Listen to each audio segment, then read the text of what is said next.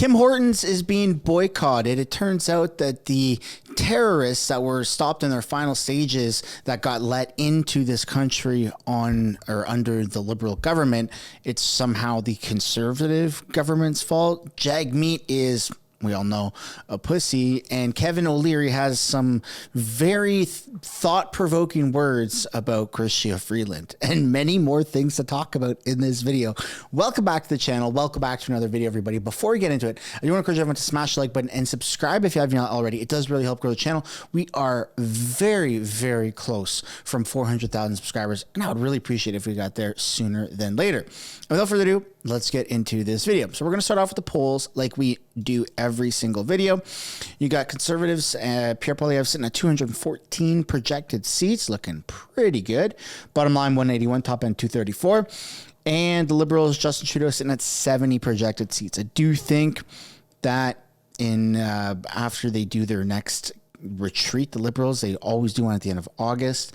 They're going to see a massive cabinet shuffle, and in September they're going to do a little photo op in front of Parliament in Ottawa showing who is in what position, and just like they did last year, and then Parliament is going to resume. And I think later on in September, in about a month from now, right before Parliament resumes, you're going to see Trudeau's ratings at about 64, 65, maybe even lower. That's what I think, but let me know what you guys think. And of course, 99% likely across the board for the Conservatives to win the most seats and for a majority government. So everything is looking exactly how it should right there. Now, what's not looking good is my X following. You guys have been super awesome and very involved here on YouTube. I really appreciate that. But I am trying to grow a bit of an X following, and that's not to say that just follow me on X with nothing in, you know, without receiving anything. I'm a little witty there. I'm a little witty with my words in text form. So Jagmeet Singh, right before recording this video, he posted this: Canadians know how badly it hurts when Conservatives cut and give it to the rich.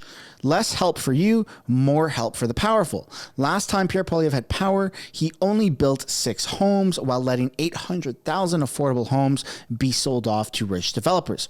And just before turning on the record button here, I said, you're holding 41 million Canadians hostage to a coalition government that nobody voted for. Liberals didn't vote for this, neither did any of your supporters.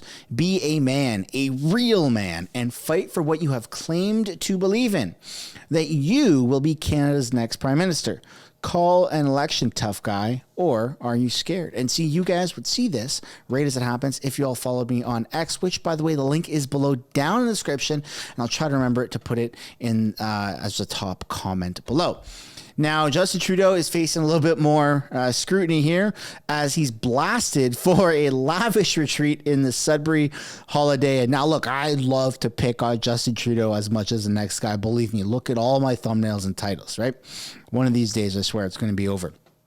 You have the Holiday Inn, which, I mean, like, it's not really that lavish of a hotel. I'm going to go out and say that. But yes, let's criticize Trudeau for probably staying in the most expensive part of the Holiday Inn, but also not just Trudeau staying in the Holiday Inn, his entire security detail. And that's the part that pisses people off, is that we're not just paying for one room. We're paying, us taxpayers are paying for dozens of rooms when this happens.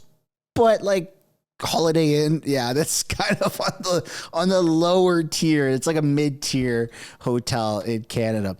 And speaking of Canada, tourism is opening back up in Canada. Just in Canada to reopen tourism for the first time in 5 years. Sorry, I misread that.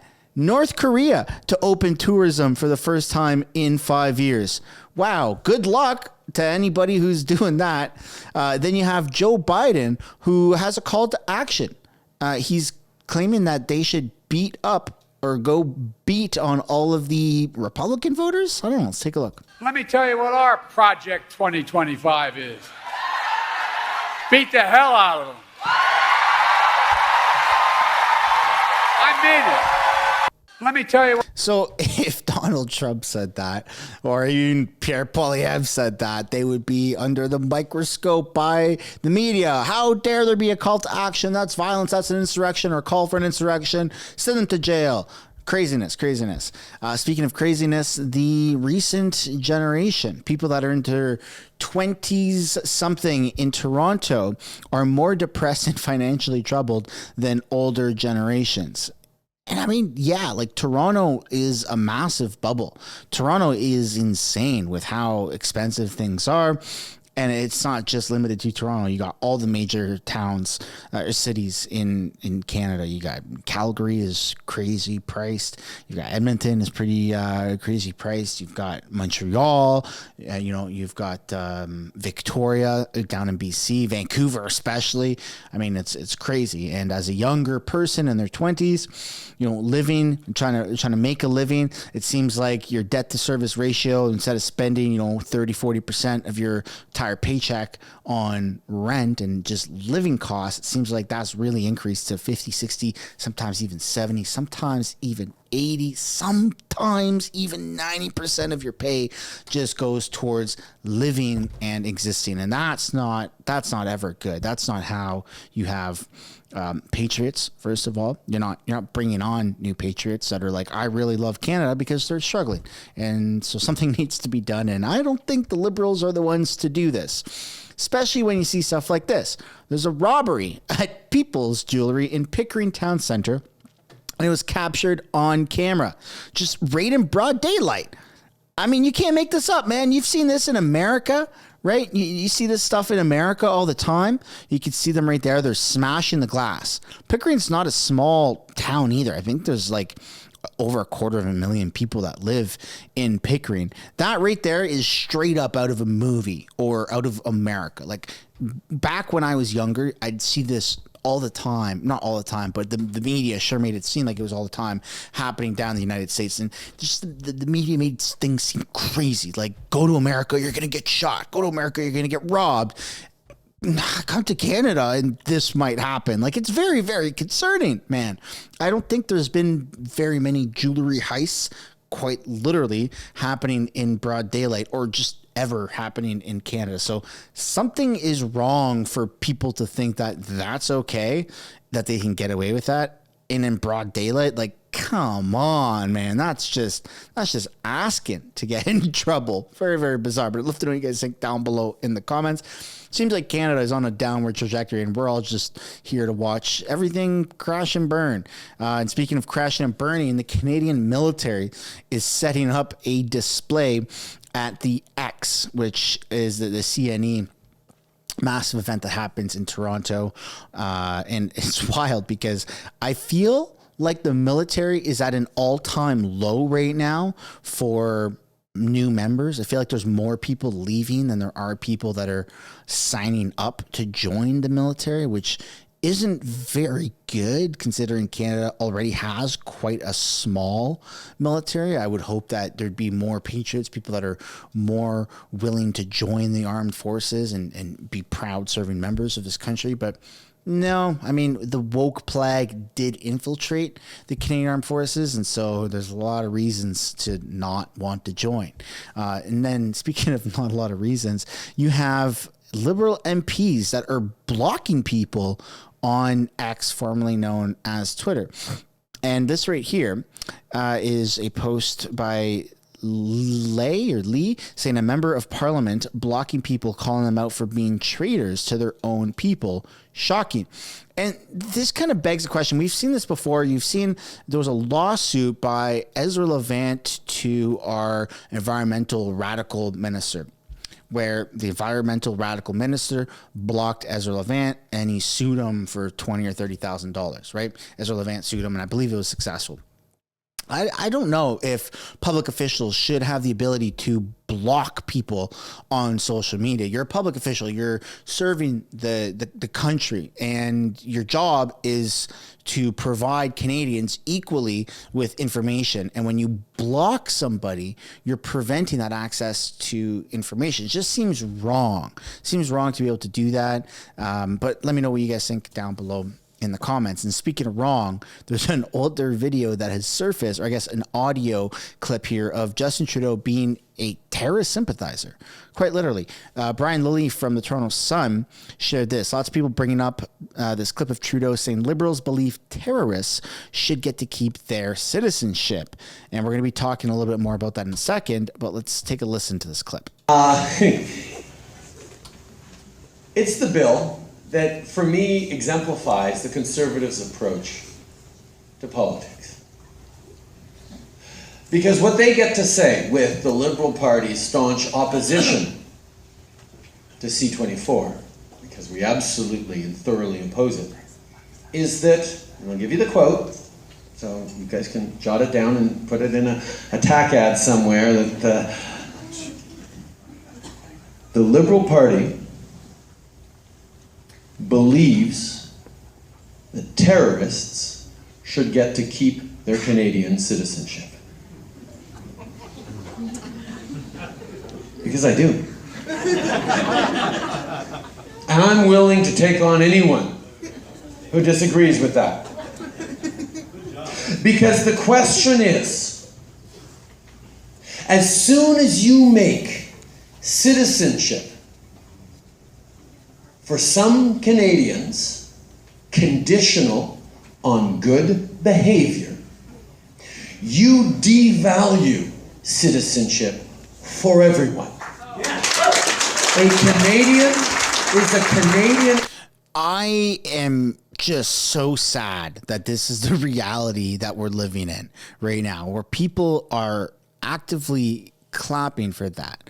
Right now, the government has been very generous with throwing the word terrorists around. For crying out loud, anyone who supported the trucker convoy or the trucker convoy themselves was labeled terrorist organization by the government at one point, which has all now been pretty much cleared, and there wasn't really, well, the Emergencies Act wasn't needed. Everybody, all the organizers are going through the trials right now, and I believe everyone's going to be okay in that sense. And the government was wrong for what they've said. So they've thrown that word around quite a bit. But when you're talking about actual terrorism, like committing an act of terror, you know, such as what we've seen, you know, just in movies and in previous instances, bombs going off, or I don't know, planes crashing into buildings, like those types of general terrorist things. When you think the word terrorism, those are the first things that come to mind, right? You're not thinking of trucker convoys as terrorists, nor are they. So that's very wrong for the government to label that. It's also very wrong for people to clap and say that, yes, we agree that if you come to Canada and you immigrate here, you get citizenship, and you are caught committing these acts of terror before you somehow die through your act of terror, if that's the way that they're choosing to go, that you shouldn't have your citizenship revoked. Like, yes, you're a Canadian and we agree with you remaining a Canadian. That's a super weird, but also more importantly, a dangerous mentality to start preaching in this country, because that doesn't make any sense at all. If you have immigrated here, even if you've acquired citizenship and you commit, or you're about to commit, and there's tangible evidence to show that you're about to do a terrorist attack, driving a car through a crowd of people, blowing something up, yada, yada, the list goes on, right? It's not limited to just the examples that I've given. Then yeah, of course, get the hell out of the country. Like, that's insane. To think otherwise is absolute insanity. And I'm not going to allow Justin Trudeau or the Liberal government to gaslight me. But more importantly, I'd love to know what you guys think down below in the comments. Do you think that what Trudeau just said is insane, or am I overreacting? Let me know what you guys think. And then to add a little bit more to the whole terrorist thing here. So you've got this article right here is what the latest terrorist attack almost event that happened, where a father and son were about to commit a terrorist attack. They immigrated here. They've got citizenship. And Mark Miller's under a lot of pressure right now because he came out and said that he's disgusted by the terror plot and that he's thinking of revoking their citizenship. And then you have clips like this that surface where Jennifer O'Connell is blaming a Liberal MP, for those that don't know, is blaming the Conservatives, who haven't been in power for 9 years, for allowing an ISIS terrorist featured in terror recruitment videos chopping at a crucified man with a sword to come and settle here in Canada with his son, which are the people here in this article that we've seen in the news in the past week or so that got caught in the final stages of their terror plotting before they committed the attack. That's absolutely insane. It just feels like the Liberals are trying to blame the Conservatives for literally anything when they weren't even in power while this happened. It doesn't even make any sense. And in fact, I am very pleased to see the Conservatives finally realize that their cuts have consequences. And previously under the Harper government, when they cut more than 1,000 CBSA employees, at the time, the president of the Customs and Immigration Union said, quote, "There will be little and in some cases potentially no investigating or surveillance being done to keep these criminals out of the country and out of our communities." Fortin also said, "If the government doesn't change the course and withdraw its plan to implement these cuts, the federal government will be putting the national security and public safety of our communities at risk," end quote. This is precisely why we have been making reinvestments to staff up CBSA to deal with the previous Conservative cuts. And it's exactly why we continue to make investments through the budget, through the fall economic statement, which Conservatives voted against. So we look forward to having these meetings so Conservatives can truly appreciate that their cuts have consequences to our national security and the safety of our communities. So we are very supportive of these amendments and having that conversation. These people are absolutely insane. Any cuts that the Conservatives have done were way before any of the current topics that have been mentioned even occurred. It feels like they have no understanding of common sense. They don't take any accountability. They feel like they can just say and do whatever they want and project all of their failures onto a Conservative government from over 9 years ago. That's absolutely insane. I'd love to know what you guys think down below in the comments. And to add to everything, it just really seems like maybe it's the pressure, maybe it's drugs, maybe it's something, but it doesn't seem like Justin Trudeau is doing well. So you've got a screenshot here that breaks down two different profiles of Justin Trudeau, the left side of his face, the right side of his face, so long as there's no camera mirroring.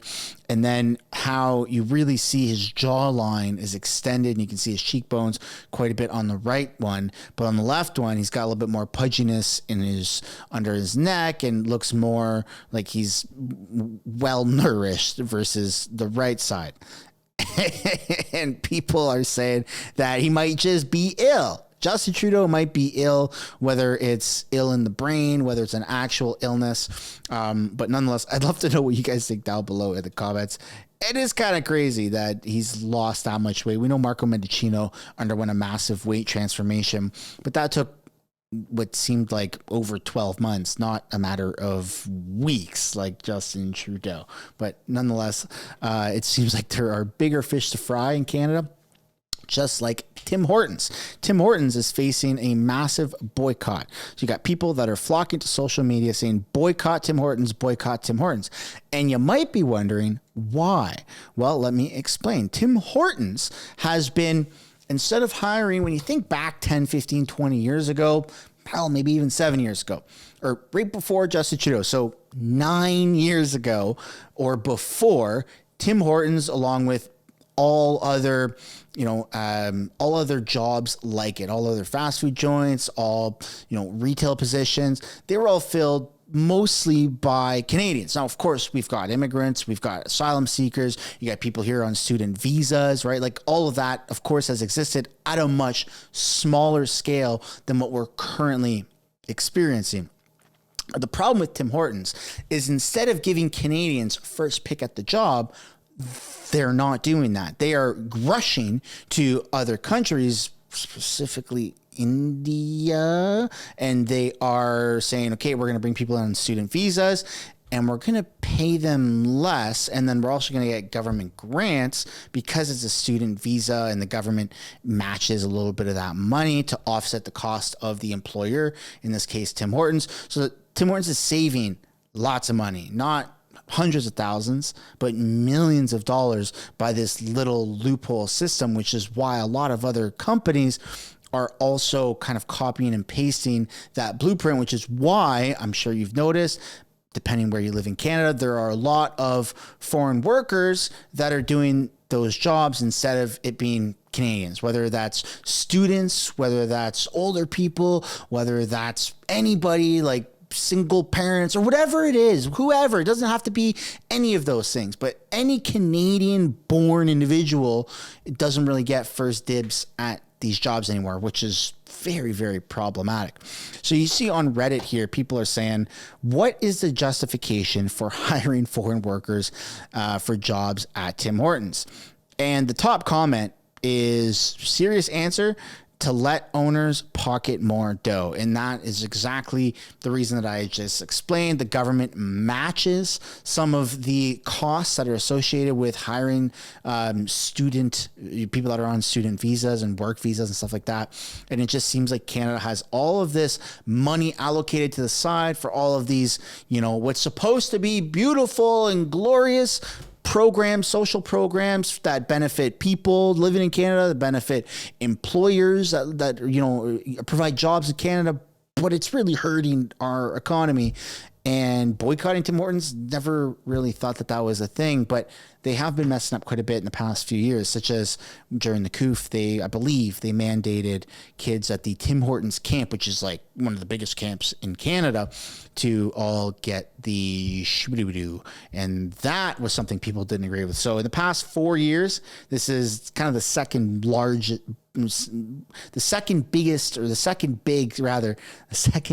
boycott that we have seen on Tim Hortons. So not looking very good there. And speaking of not looking very good, we're going to wrap this up with a clip from Mr. Wonderful, Kevin O'Leary, who has this to say about Chrystia Freeland. I don't know why she's the finance minister. She has no experience at this, and she's never even run a bank. And she is a very bad, underqualified manager. Most of the accounting firms here have been advising their clients over the last 90 days about all the strategies we're doing to exit Canada, to sell assets here, to pay taxes on them now and move them elsewhere. And so you're starting to see that migration of capital already. And I would argue that that's a policy mistake in terms of the competition between. You don't want to be at the bottom of corporate tax rates in the G20, and you don't need to be at the top. You want to be in the middle somewhere. So we're going down into the fourth quartile of competitiveness, which is a horrific mistake, from somewhere in the middle. And again, I want to respect Freeland because she is the finance minister, but I don't know why she's the finance minister. She has no experience at this, and she's never even run a bank. I mean, I don't know. I don't know why she's there, and she's totally unqualified. And here she is making policy mistakes left and right, and here's a bad one. And this costs Canada. It's very expensive to make mistakes like this. The damage she's doing now will be felt, if it doesn't get repaired immediately, for decades. And so bad managers do a lot of damage, and she is a very bad, underqualified manager. And I don't mean any disrespect. I'm just saying, why can't I have a real finance minister? Why can't I have somebody who actually was involved in financial services in this country? Why do I have that? And she works for me. I'm a taxpayer. Canada, as you look at resources per capita, is one of the richest countries on earth run by idiots. And so what I'd like to see is a spatula in terms of policy. A big change here, big change in leadership, big spatula, scrape everybody out of there and start from scratch and reboot the country, Canada 2.0. It is extremely frustrating that quite literally the person who is managing not millions, not hundreds of millions, but billions of dollars makes decisions that affect 41 million plus people here in Canada is underqualified, not good at her job, lacks transparency, lacks accountability, and just really isn't a good fit. And it's super unfortunate because this is our future, and to fix the mistakes that have already, been caused, it's going to take years, and it sucks because people don't want that. Obviously, that's horrible. And this election that's coming up is a massive pivotal point in Canada. it feels like the Canada that we've ever known is at stake, right? That golden standard Canada where people could just run around in the streets and didn't really have to lock their doors to their house or their car, where the cost of living was pretty affordable, where people were proud to be Canadian, where you didn't have to really worry too much about shopping, savings and those deals. You could just go to the grocery store and it was like, yeah, okay. I mean, it's groceries. It costs money, but it could be worse. It could be a lot worse. And it feels like that vision of what we've had, what we've experienced, might never get that back if we keep going down this trajectory. And they've had 9 years. They've had 9 years to fix anything from the past and to implement things that could actually benefit us. And it hasn't. It's been so detrimental. And I do not want to experience another round of this government. I think it's time for a change. But I'd love to know what you guys think down below in the comments. Do you agree with Kevin O'Leary? Do you disagree? Let me know why. That's where we're going to end this video. On your way out, I'd like to encourage you guys to smash the like button and subscribe if you haven't already. And we will see you in the next one. Bye for now.